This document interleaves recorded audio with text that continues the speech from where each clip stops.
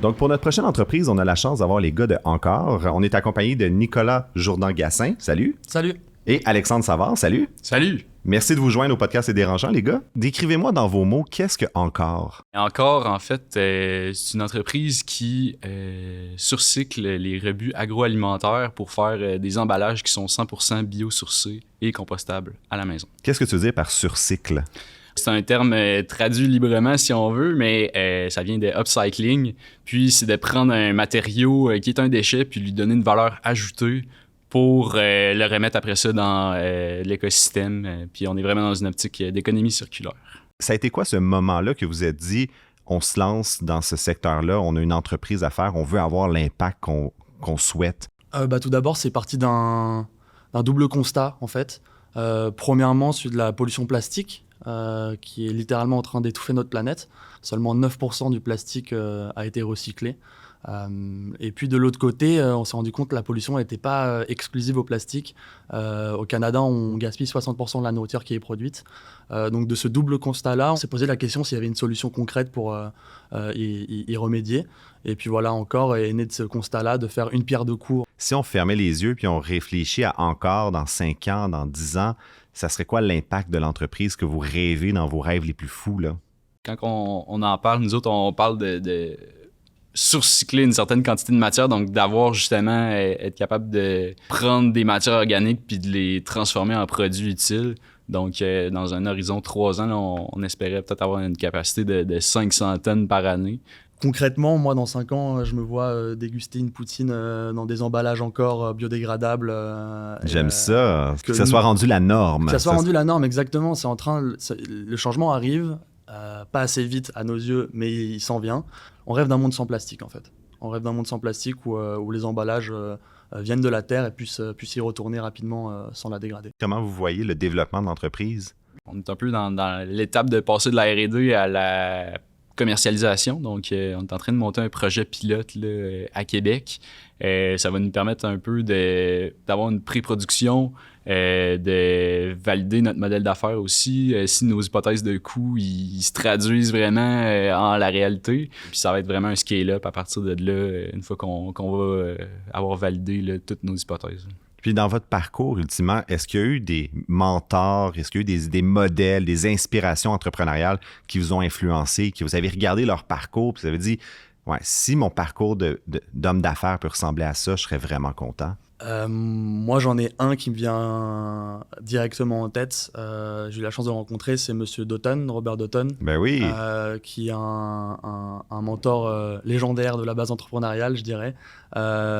Et qui était anciennement PDG de Rona. Exactement. Monsieur Doughton, il dit on fait pas de B2C, business to consumer ou business to business, on fait du business to people. Exactement. On fait des affaires avec les gens, puis peu importe que ce soit un consommateur ou une entreprise, totalement. C'est des gens aux gens. Et vous avez totalement raison. Quand je parle à Robert Doughton, j'oublie la légende que c'est en fait dans le monde des affaires. Et c'est vraiment d'humain à humain. Et garder cette humanité au sein de tout ce qu'on fait, je pense que c'est une bonne boussole. J'aime ça. Toi, Alexandre, y a-tu une inspiration? Dragan Toutich, en fait, qui est un entrepreneur, selon moi, qui est super humain, qui est très proche aussi des employés, qui est capable de tisser des liens serrés, puis de toujours, d'une manière ou d'une autre, malgré le fait que des fois, tout se passe pas comme prévu, garder le sourire puis trouver le positif. Là. Donc, j'essaie de m'inspirer de lui au day-to-day le plus possible. Tu deviens pas entrepreneur si t'aimes pas ça régler des problèmes. Hein? Ça, c'est, non, c'est clair. Mais vous avez fait le chemin pour venir au Dérangeant, participer au balado. On apprécie énormément. Fait qu'on s'est dit que pour les finalistes qui venaient au balado Les Dérangeants, on allait leur faire un petit cadeau. En fait, un conseil d'un entrepreneur bien connu du Québec qui vous a préparé un petit vidéo. Donc, Je vous donne l'iPad, juste faire play. Cher Alexandre, cher Nicolas,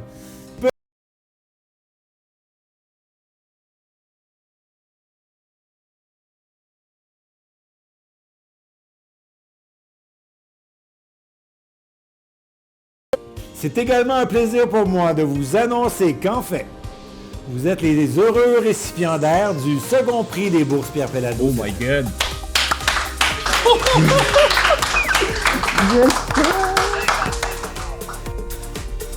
Wow! Wow. Félicitations les boys, ok. messieurs, bravo. Je m'attendais pas à ça. Ça valait le déplacement. Ça, c'est du Vraiment? happening. Ça, c'est du happening. Wow. Comment qu'on se sent à l'annonce de cette bourse? On ne croit pas, je pense. Là. C'est un peu c'était- surréel, mais là... Pourquoi le jury a choisi encore, d'après vous?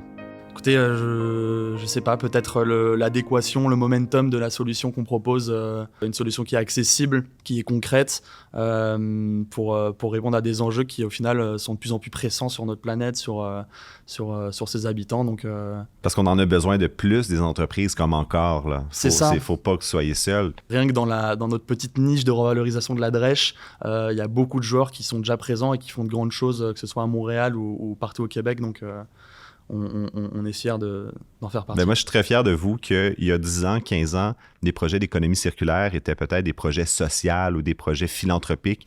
Maintenant, c'est des projets business qui gagnent la 2e place de bourses comme les bourses Pierre Péladeau. Félicitations. Alexandre, qu'est-ce que ça va faire, 50 000 $? Hey, j'en reviens pas encore, là, mais honnêtement, c'est un peu une aide inespérée, puis ça va vraiment nous permettre de jouer comme levier financier pour un peu propulser notre matériau vers des sphères là, qu'on ambitionne. On veut aller justement vers l'alimentaire. C'est l'endroit où il y a le plus d'emballages à usage unique. Puis pour ça, ça prend des certifications, ça prend tout un système de normes à mettre en place. Donc, c'est définitivement quelque chose là, qui va nous aider à aller dans cette direction-là. Ça apporte une certaine crédibilité au projet et on peut aller toquer à des portes qui nous étaient auparavant un peu fermées. Donc Parce que vous êtes la crème de la crème en 2024 dans les projets d'entreprise. Ben, là. C'est ça qui vous... Merci beaucoup. Merci. On est vraiment touchés et honorés en tout cas. Ben moi, j'achète ce rêve-là, messieurs. C'est un plaisir de vous recevoir au Dérangeant. Félicitations encore une fois. Ben, merci. C'est le cas de le Alexandre, Nicolas. Merci beaucoup, Merci beaucoup. Étienne, pour l'entrevue. Puis merci à Québécois aussi pour le soutien. Là. Ça va être une aide incroyable. Ben, encore une fois, félicitations les gars. Merci beaucoup.